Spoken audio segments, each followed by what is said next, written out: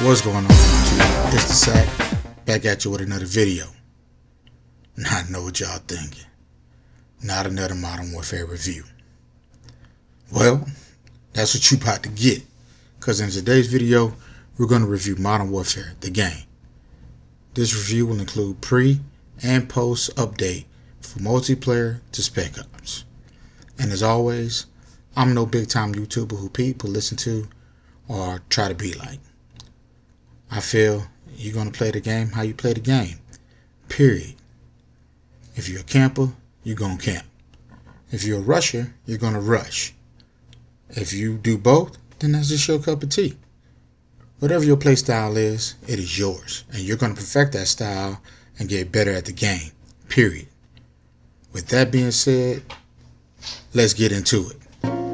First and foremost, I'd like to give a big shout out to DJ Quest for the beat. Good looking out, homie. Y'all go check out his SoundCloud and IG at Mark of the Beats. I'll put it down in the descriptions.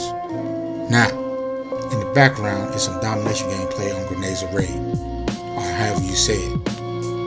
I really think this map is too big and has such a large area to cover, and too many camp spots, too many hot spots, too many dark spots.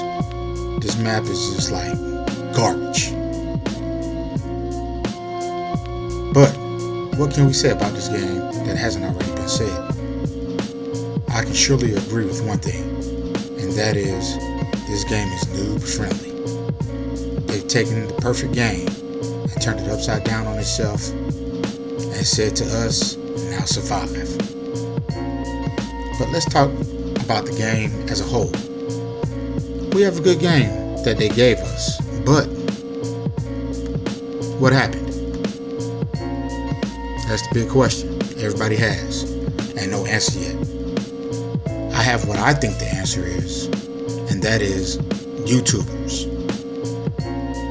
YouTubers have ruined Call of Duty ever since Black Worm showed everybody how to camp hijack.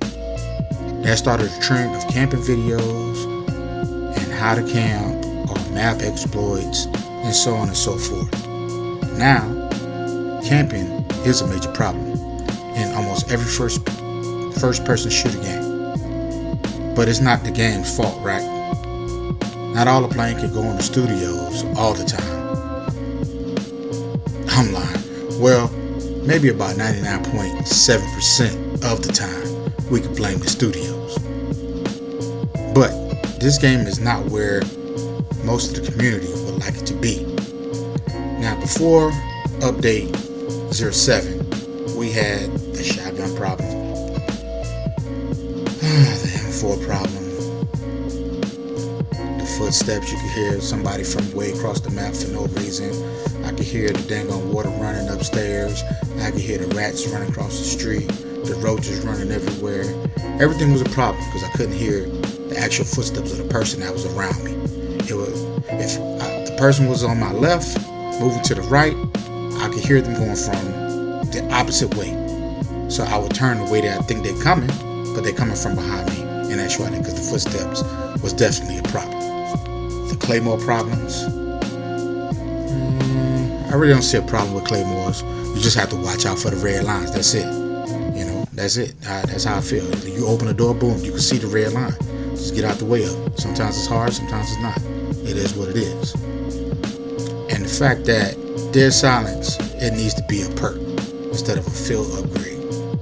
What is a field upgrade? I don't understand that.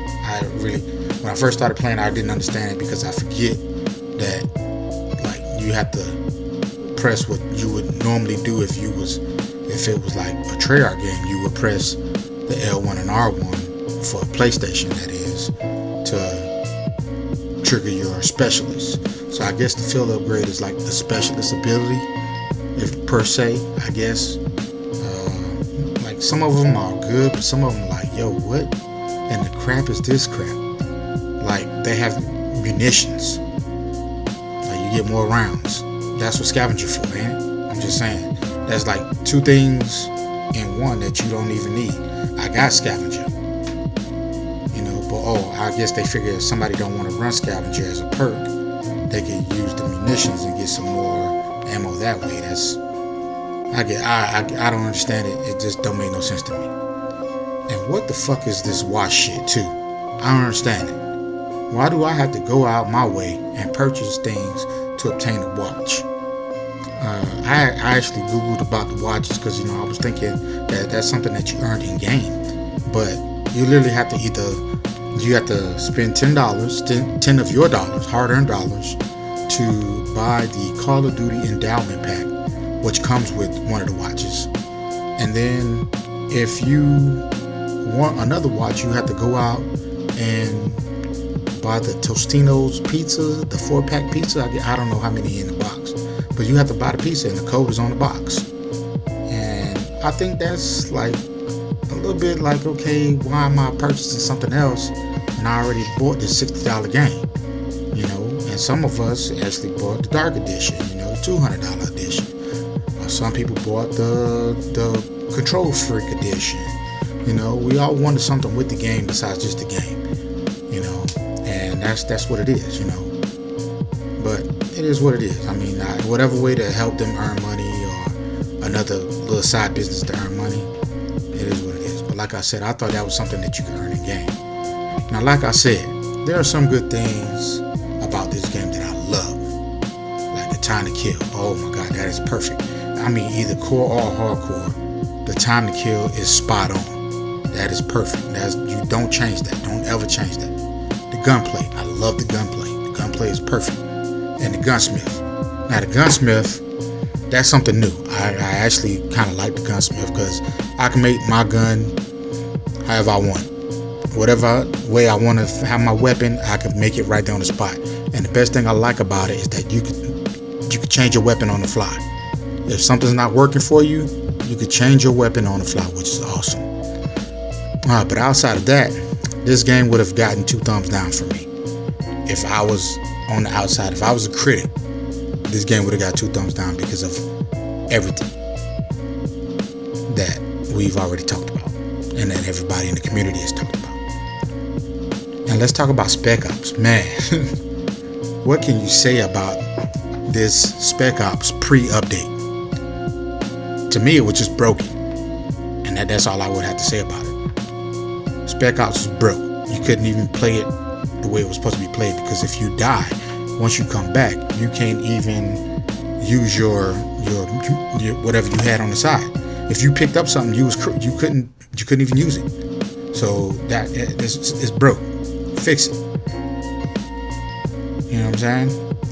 But Spec Ops at that stage before this patch, Spec Ops was kind of trash. It was kind of trash. Now the gunfight, that is I think that's where they put most of their bread and butter into that. They put all their chips into the gunfight mode, which is awesome. That mode is awesome. But other than that, that's pretty much what we got. This is what we're dealing with. But that was pre-update.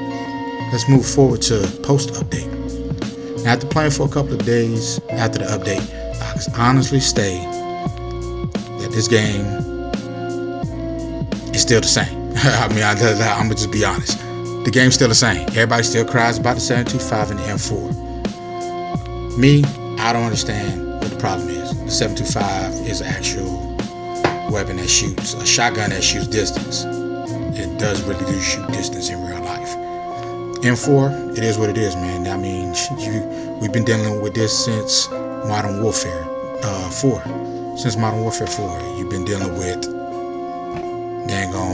M4. M4 is a deadly weapon. It's used deadly, and that's that. Me, I personally like the AUG and the R9. The R9, y'all sleeping. Y'all sleeping on the R9, but I'm not going to get into that. I'm going to keep that to myself. But everyone that uses this 725 combo, I call it the 725 combo. That's what I call it. All that don't really matter to me, man. All that matters is that I like this. I want the game to be playable. What type of playability does this game have? That's the only real thing that matters. The playability of the game. Is it playable? Right now, after pre-patch, I would say this game is playable to a certain extent. to a certain extent it's not. The camping, it's too easy to deal with campers, man. It is what it is. You're gonna always deal with campers. We've been dealing with campers for years. That's neither here nor there. It's not about the campers. It's the way this game caters to the campers, to the noobs. I'm gonna tell y'all developers one thing, and don't feel offended, but there is no safe play in war. There's no safe place at all in war. Everywhere you look in war is something bound to happen. If you have a good day, you might have one good day out of 39 bad days. So there's no safe place. But you guys have given these noobs and campers every nook and cranny to hide, look around, peek through, just to feel safe from the rushers. Really? Where do we do that at? So if I'm rushing, I have to bow down to these campers. That don't make sense to me. You know what I'm saying? We rushers are here for one reason and one reason only. And that's to kill and keep the kill streaks going. I'm tired of entering games of TDM with a score not even close to 75. Or domination, playing domination, and not seeing anybody. And the highest kills be 17. Like, come on, man. Let the rushers have fun too. This game is meant for entertainment, not COD World League or MLG. Entertainment being the key, not a sweat fest of grease, mouse, and keyboard Cronus using corner camping head glitching players. I'll call you players for now just to be nice. But besides the fact, the game itself is okay, but it could be great if it was fine-tuned. And with that, my friends, that's all I have to say for now. It's that time to say, yo.